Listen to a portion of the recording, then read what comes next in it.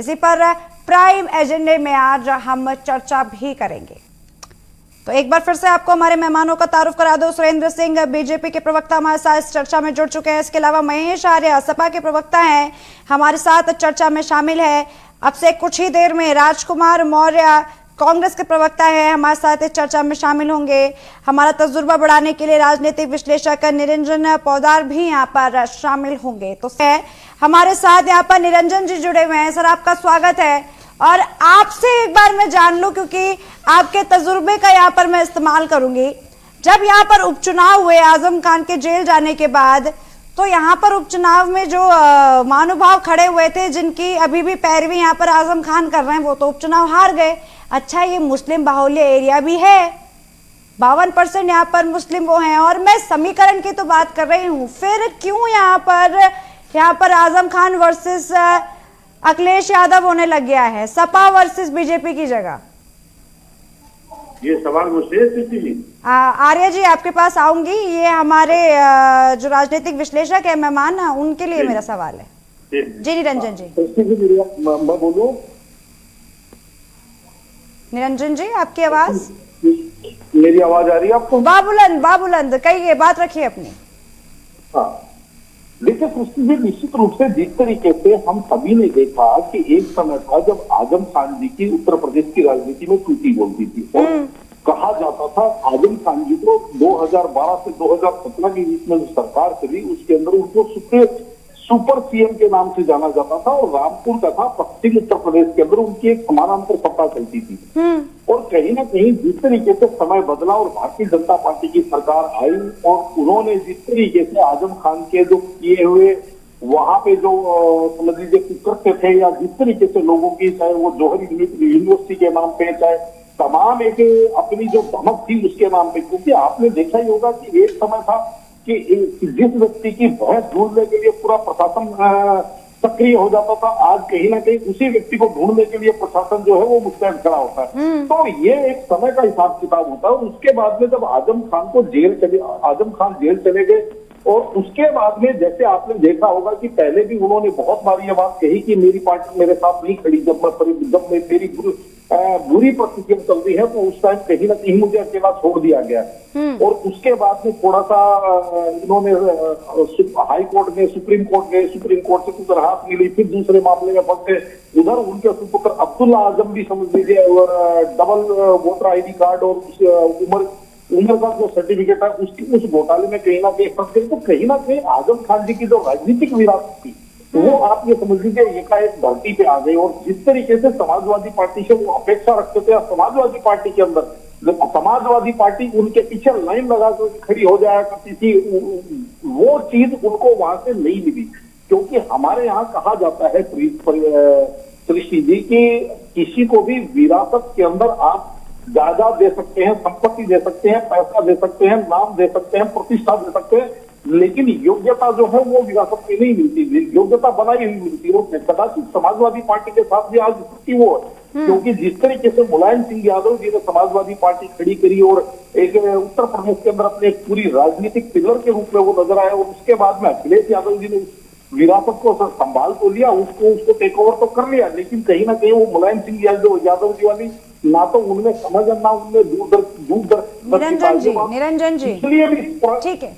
तो लब्बुलुबाब आपका कहने का, आपका पर्याय यहाँ पर ये है कि यहाँ पर संभल नहीं रही है अखिलेश यादव से पार्टी, या फिर ये कहना चाहते हैं कि आजमगढ़ जो यहाँ पर रामपुर है, आजम खान भूल नहीं पा रहे हैं, अभी भी मानते हैं कि मेरा ही किला है ये?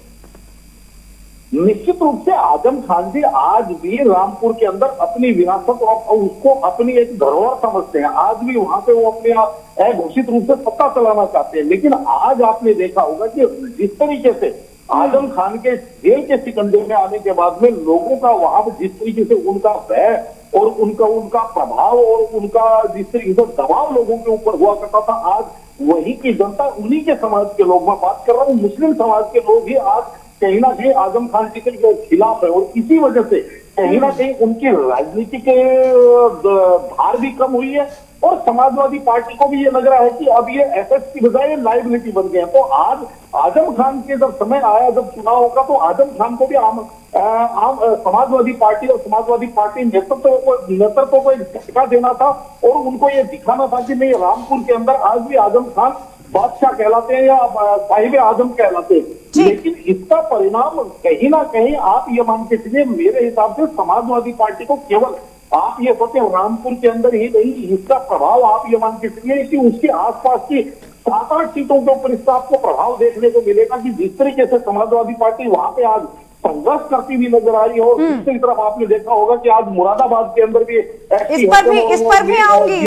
निरंजन जी, अभी महेश आर्य कह रहे हैं कि हमारे बीच में जो लड़ाई हो रही है अंदर, और कुछ नहीं है, बीजेपी आके करवा रही है। अब ये बीजेपी का एंगल यहाँ से कैसे जुड़ गया?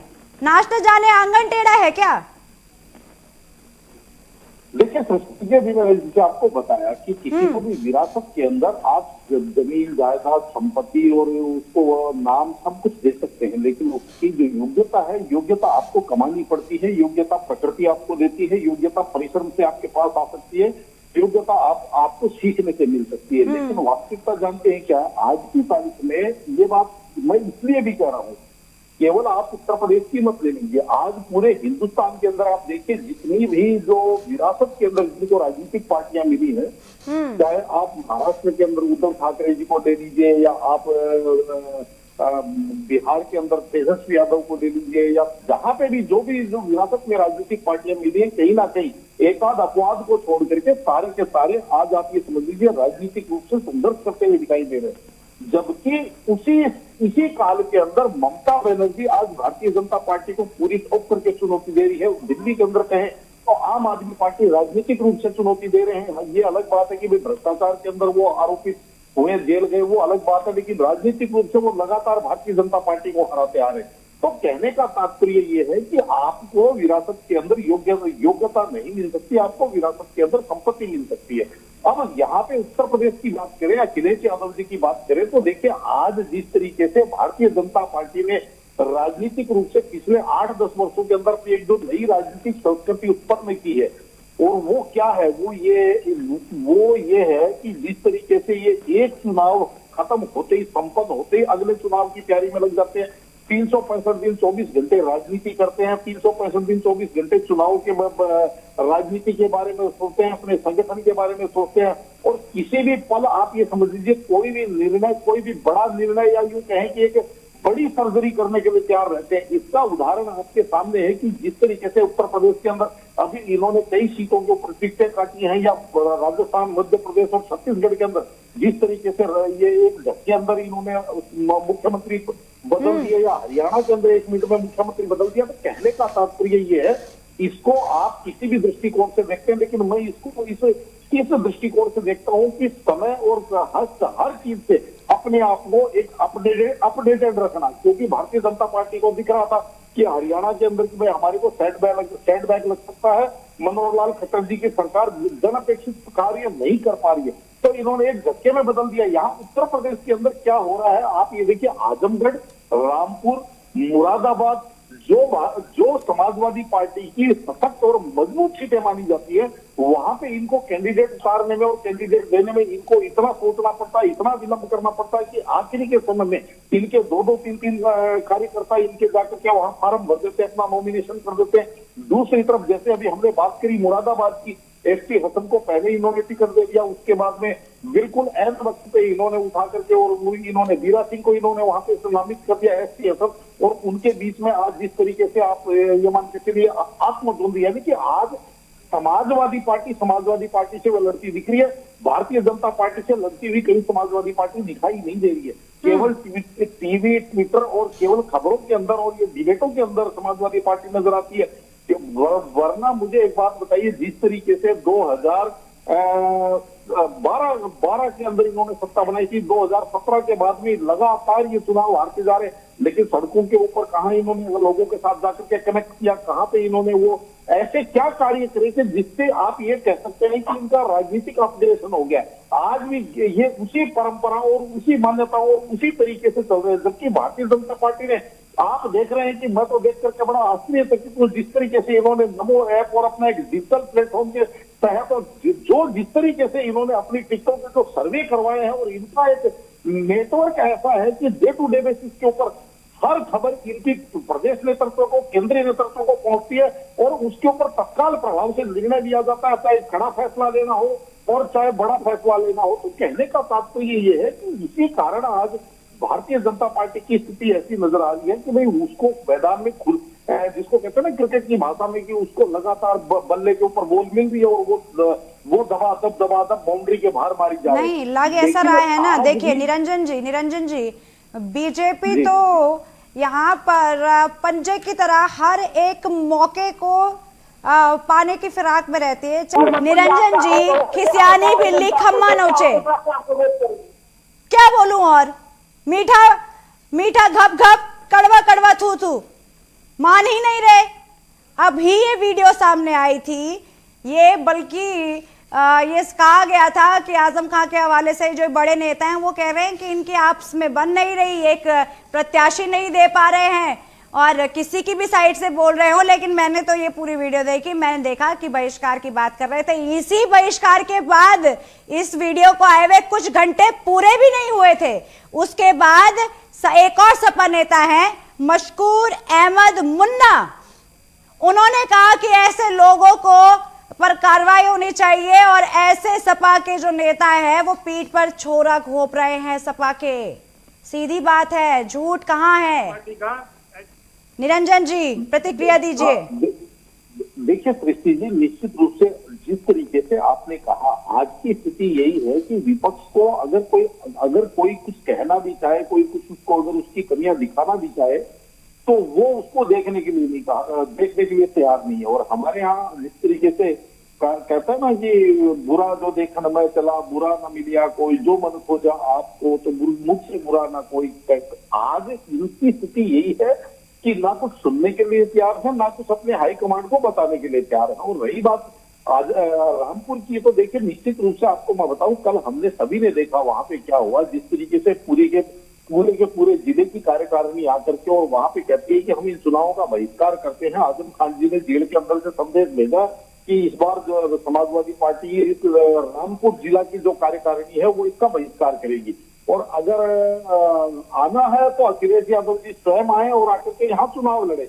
और उन्होंने एक तरह का समझ लीजिए जिसको कहते हैं ना चुनौतीपूर्ण लहजे के अंदर ये बात कही कि अखिलेश जी को स्वयं आकर के यहाँ चुनाव लड़ना चाहिए। तो कहने का तात्पर्य ये है कि आज जिस तरीके से समाजवादी पार्टी के, उसके बाद में आज जिस तरीके से इनका यहाँ के नाम के अलग गया और उसके बाद में दूसरा पर्चा भरा गया, ये सारी की सारी चीजें ये कहीं ना कहीं दर्शाती है कि आज कहीं ना कहीं स्थितियां ठीक नहीं है।